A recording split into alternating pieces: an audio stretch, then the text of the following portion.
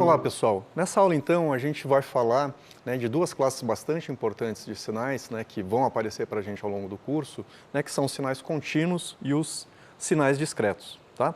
Então a gente vai introduzir o conceito, o que vem a ser um sinal contínuo, o que vem a ser um sinal discreto. Vamos falar também aqui de algumas operações que são interessantes da gente fazer e vão aparecer para a gente ao longo do curso, tá? com esses sinais. E vamos falar também no finalzinho um pouco sobre alguns tipos de sinais que aparecem com bastante frequência. Tá? Então, a gente vai discutir também algumas funções aí e sinais que aparecem com bastante frequência e aí é importante a gente sempre ter eles meio em mente aí na hora da gente poder fazer um estudo ou uma análise de sinais. Tá? Bom, então, a gente observa aí a presença de sinais em diversas manifestações físicas do nosso dia a dia, que nem eu comentei com vocês, inclusive, na aula passada, quando a gente falou que eu posso ter uma variação de temperatura, uma variação de pressão, uma onda acústica. Todas essas manifestações, a gente pode traduzir isso através de algum sinal. Tá? Então, normalmente, quando a gente está falando de processamento de sinais, a gente está interessado naqueles sinais que carregam informação. Tá? Então, esse é um ponto importante a gente ter em mente. Então, só para a gente ilustrar como os sinais estão bastante presentes aí no nosso dia a dia, então se a gente pegar um exemplo bem simples aí, que é aqui um exemplo de um amplificador, então imagina que eu tenho uma pessoa aqui, que seria aqui uma fonte sonora. Essa fonte sonora aqui poderia ser uma pessoa ou algo que está emitindo um som. Tá? E eu quero amplificar, eu quero fazer com que esse som seja reproduzido de maneira amplificada. Então, estou usando um amplificador simples aqui, um microfone, um amplificador e uma caixinha de som. Tá? A gente olhando esse sisteminha aqui, se a gente parar e começar a analisar, a gente percebe que tem a presença de diversos tipos de sinais aparecendo aí para a gente nessa cadeia.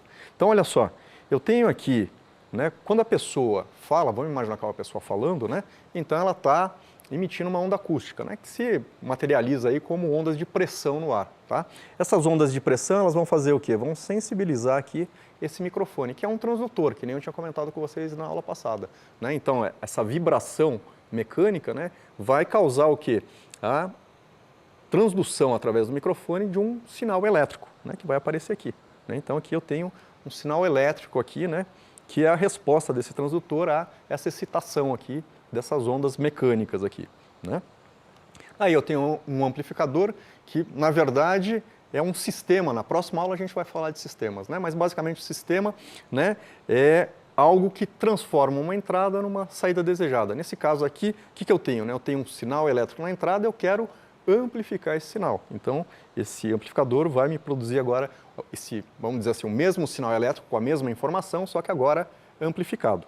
E esse sinal elétrico agora, ele vai sensibilizar o quê? Uma bobina aqui dentro desse alto-falante, que vai fazer vibrar as membranas do alto-falante, produzindo novamente aqui uma onda acústica, só que agora amplificada. Então a gente vê aqui que, nesse exemplo bastante simples, a gente já percebe a presença aí, de diversos sinais. Tá?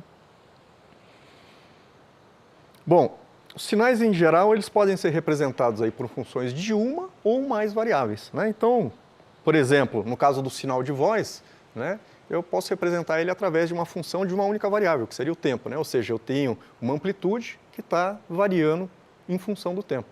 Mas eu poderia ter, por exemplo, um sinal, como o sinal de imagem, que eu vou precisar de uma função com duas variáveis. Porque imagina, eu tenho uma imagem aqui, só para a gente fazer um paralelo, imagina o pixel lá da televisão.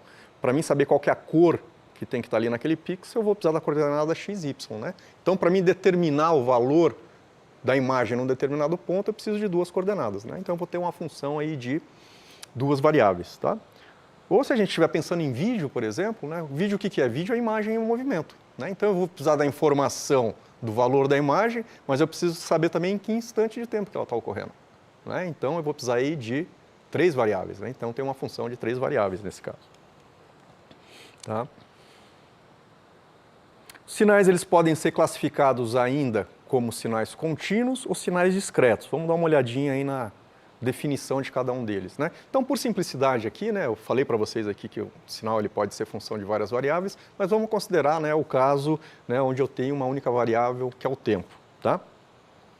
Então, quando a gente está falando de sinal contínuo no tempo, né, a gente está falando de um sinal que varia numa escala contínua e que ele está definido para qualquer instante de tempo, né, dentro do tempo de existência desse sinal, né? Então, em qualquer instante de tempo, se eu parar e procurar qual que é o valor daquele sinal, existe um valor definido para esse sinal, tá? Já quando a gente está falando de um sinal discreto, né, esse sinal aqui ele está definido somente em instantes específicos do tempo, né? Então, só naqueles instantes específicos, a gente vai ver um exemplo daqui a pouco, é que aquele sinal apresenta, né, alguma amplitude para mim, tá?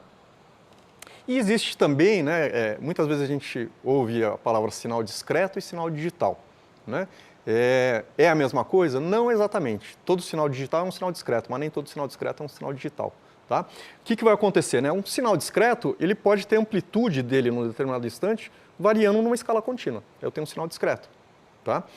Quando essa escala aqui, ela apresenta, né, um alfabeto finito, ou seja, ela tem valores específicos que aquela amplitude pode assumir, isso daí vai ficar mais claro quando a gente for falar, né, do processo de digitalização, né? Então, o que eu vou fazer? Eu vou pegar uma amplitude e vou mapear ela numa palavra binária que pertence a um alfabeto finito. Então, eu não tenho qualquer valor aí dentro, eu tenho, né, uma escala que é finita de valores aqui. E aí, então, a gente tem o que a gente chama de sinal digital, tá?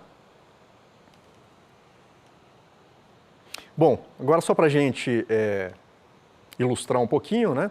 Então, que a gente falou, sinais contínuos no tempo, então eles são representados matematicamente aí por variáveis, né, funções de variáveis aqui contínuas, né? Então, por exemplo, a gente tem esse sinal aqui, é uma x de t, é uma exponencial decrescente, né? Então aqui eu tenho o eixo dos tempos, então perceba que se eu pegar qualquer ponto aqui, eu sempre tenho um valor definido para x de t. Tá? Para qualquer valor de t. Já no caso dos sinais discretos, né, então eu vou ter o quê? Eu vou ter o eixo do tempo discretizado. Tá? Então, eu só tenho amplitude, né, em instantes específicos. Né? Então, a gente percebe aqui, né, eu só vou ter amplitude do sinal, né, aqui o meu eixo agora passou a ser n, né, então para n igual a 0, n igual a 1, n igual a 2, então esse sinal só está definido, né, nesses instantes aí. Bom, vamos falar agora aqui de algumas operações úteis com sinais. Tá?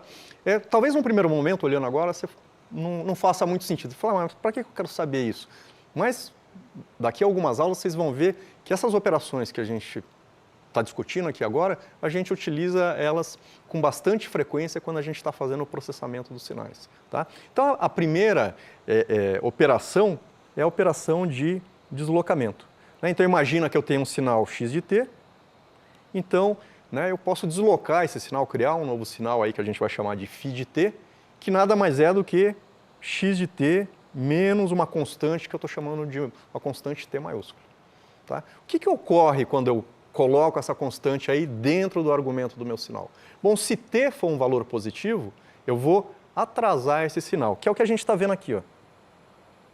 Né? Então, imagina que t fosse positivo, vou imaginar t igual a 3. Né? Então, agora eu não tenho mais x de t, mas tenho x de t menos 3. Então, vocês percebem, se a gente olhar para dentro do argumento, comparar esse cara com esse cara aqui, né?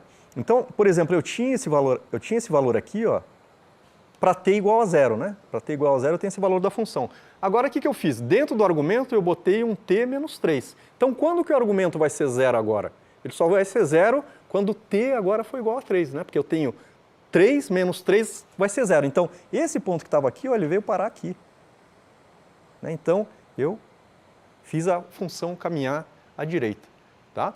E o contrário, né? Agora, se esse valor for negativo, o que vai acontecer? Né? Eu vou ter t menos t maiúsculo, que vai ficar t menos t, vai ficar t mais t maiúsculo. Né? Então, eu estou somando agora um valor. Né? Então, eu vou fazer essa função agora deslocar para a esquerda. Tá? Uma outra operação, né, que é bastante comum, né, é a operação de inversão no eixo dos tempos. Essa operação de inversão, basicamente, se eu tenho um sinal x de t, eu vou criar um sinal φ de t, que na verdade é x de menos t. Tá? Na prática, né, isso corresponde ao quê? É como se eu pegasse em torno da origem e girasse o meu sinal. Né? Então, tudo que estava aqui, ó, do lado positivo, ele aparece aqui do lado negativo. E o que estava aqui do lado negativo vai aparecer aqui do lado positivo do eixo t. Tá? Tanto essa operação de deslocamento que eu falei, como essa operação de inversão, quando a gente for falar de soma de convolução e de integral de convolução, vocês vão ver que essas duas operações vão aparecer dentro do procedimento que a gente precisa utilizar para fazer esses cálculos. Daí a importância da gente estar dando uma olhadinha nelas agora. Tá, uma outra operação possível é a operação de escalonamento. Né? Então, na operação de escalonamento, basicamente eu tenho um sinal x de t, o que eu vou fazer? Eu vou criar um sinal φ de t, né, onde dentro do argumento agora eu tenho uma constante positiva que está multiplicando, né, a minha variável t. Tá?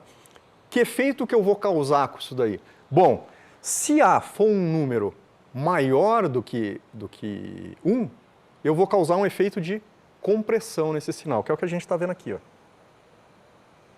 Né? Nesse caso aqui, A vale 2. Aí, se A for menor do que 1, aí eu vou causar um efeito de expansão no meu sinal. Né? Então, eu vou ter algo como o que eu estou vendo aqui.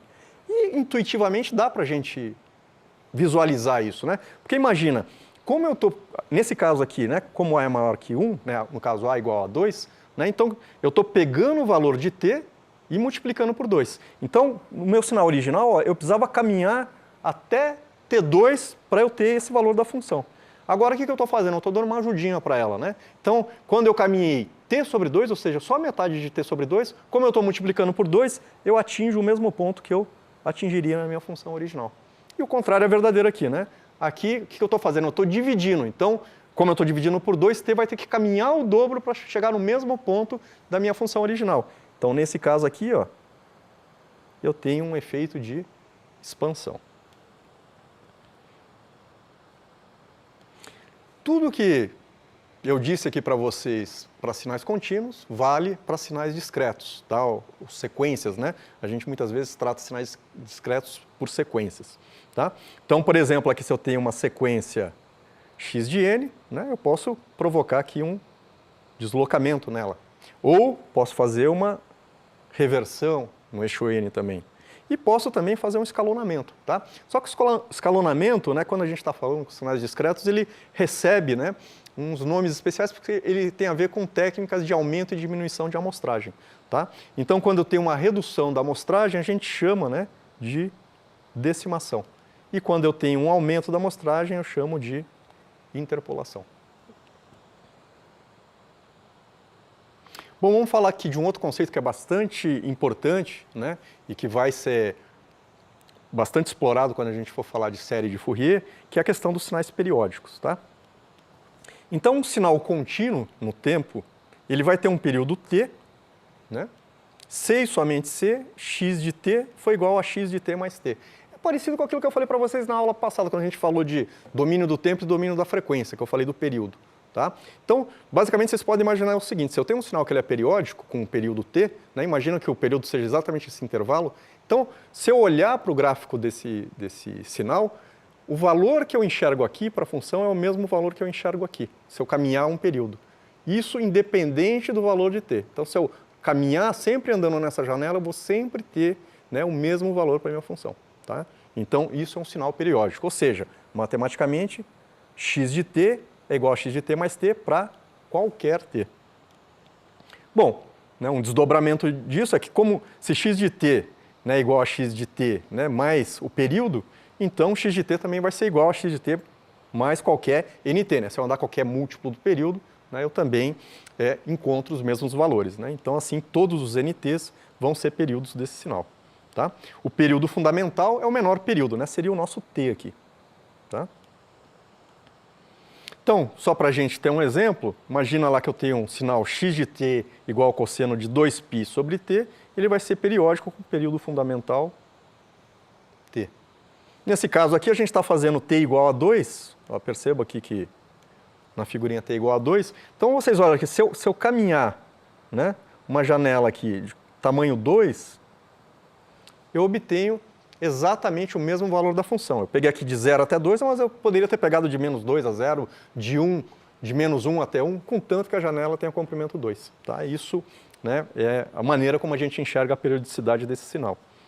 De uma forma geral, né, se eu tiver um sinal cossenoidal, né, na forma cosseno de ω0t, onde ω0 é a frequência fundamental, tá? Então o período fundamental vai ser dado simplesmente por 2π sobre ω0.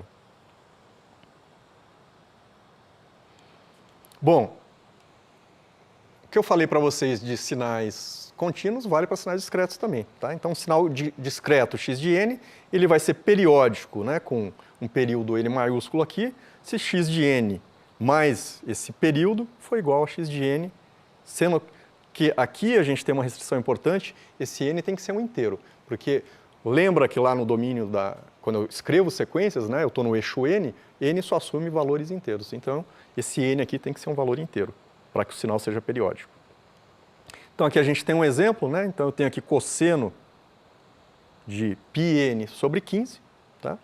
Ele tem um período n aqui igual a 30. Né? Então, se eu caminhar 30 unidades independente do ponto onde eu partir, eu vou encontrar o mesmo valor da minha função, né, daqui a 30 unidades. Bom, vamos falar agora de algumas funções úteis e que aparecem aí com frequência para a gente. Tá? Então, primeiro aqui em termos de funções contínuas, né, a gente tem as funções exponenciais monotônicas, que elas têm essa forma geral aqui, né? É uma constante vezes, né, o número de Neper aqui, e elevado a vezes t, onde a e c, né, na forma mais geral, são constantes complexas. Tá? Então vamos ver um exemplo aqui, né? Eu tenho aqui, imagina que c é igual a 1 e a é um valor maior do que zero. Se a for um valor maior do que zero, então e na menos at, né, à medida, né, que t aumenta, né, essa função diminui. Então eu tenho uma exponencial decrescente. Já nessa situação aqui, como o meu expoente ele é positivo, né, à medida que t aumenta, a minha função aumenta exponencialmente. Bom, a gente pode juntar, né, uma senoide com uma exponencial, né? E aí a gente tem senoides com amplitude variando exponencialmente. Tá? Então, é relativamente simples a gente visualizar isso. Né? Eu tenho aqui a função x de t, mas perceba, né? Eu tenho um cosseno aqui e eu tenho aqui uma função exponencial. Né? Então, aqui a gente desenhou separado, ó, você tem o cosseno oscilando, e aqui, nesse caso, né, nesse exemplo numérico que está aqui, né, a nossa exponencial é decrescente. Então, o que vai acontecer? Eu tenho um cosseno que está oscilando, mas que está sendo multiplicado, né, por uma exponencial que está atenuando esse cosseno à medida, né, que t aumenta. Então, eu vou ter esse comportamento aqui. Né? A gente diz que essa exponencial é a envoltória, né, e a minha função vai ser aquele cosseno, só que ele vai sendo, né, atenuado por essa exponencial. Tá? Se, eventualmente, essa exponencial não fosse decrescente, mas crescente, né, aí, em vez de fechar, isso daqui ia abrir. Né, como se a gente estivesse olhando esse gráfico virado ao contrário. Tá?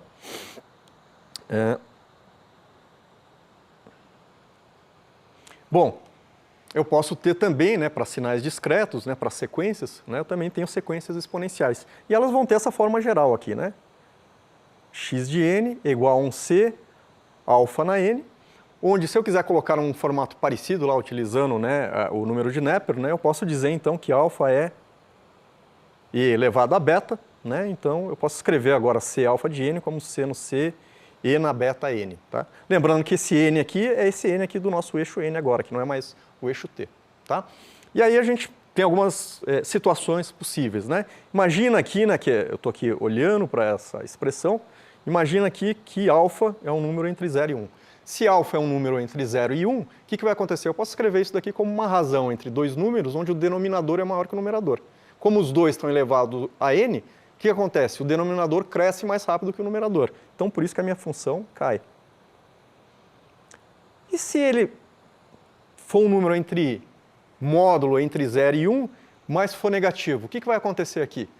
Vale o mesmo que eu disse, só que agora você tem um número negativo. Lembra que o número negativo, quando a potência é par, resulta num resultado positivo. Quando a potência é ímpar, num resultado negativo. Por isso que a gente percebe essa oscilação. Né? Ora ele é positivo, ou é negativo, por esse motivo. E tudo que eu disse aqui vale também, né, só que agora para alfa maior do que 1. Né? Então agora eu tenho um número maior que 1, né, que está sempre crescendo, e aqui eu tenho um número em módulo maior do que 1, mas negativo. Então eu tenho essa oscilação. Algumas funções úteis, tá, que vão aparecer bastante para a gente, uma delas é a função degrau unitário. Tá? Então a função degrau unitário ela é 0 para qualquer valor de t menor que 0 e 1 para qualquer valor maior ou igual a 0. Depois a gente tem uma outra função que é a função impulso ou delta de Dirac. Tá?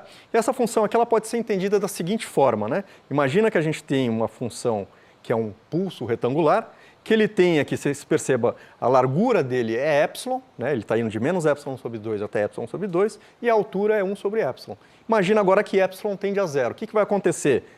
Essa largura tende a 0 e essa amplitude tende a infinito. Tá? Então, na verdade, o impulso, né, ele é 0 para qualquer valor diferente de 0 e tende a infinito, né, exatamente em 0. Né? A gente diz que ele é indeterminado. Mas o mais interessante é que a área sobre ele, né, que corresponde à integral, é igual a 1, né? Porque eu tenho 1 sobre epsilon multiplicado por epsilon sempre. Então esse resultado dá sempre 1. Tá?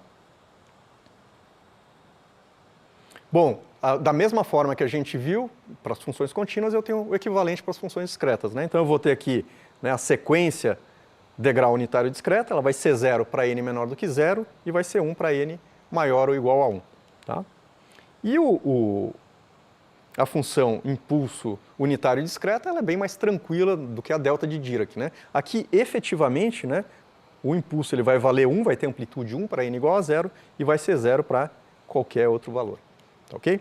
Bom, pessoal, então com isso, né, eu tentei trazer para vocês aí, né, essa classificação entre os sinais, né, e a gente viu algumas operações, né, e algumas funções que vão aparecer para a gente bastante durante o curso. Tá? Na próxima aula a gente começa a falar, né, dos sistemas, né? A gente falou dos sinais, agora a gente vai falar dos sistemas que transformam esses sinais. Até a próxima aula.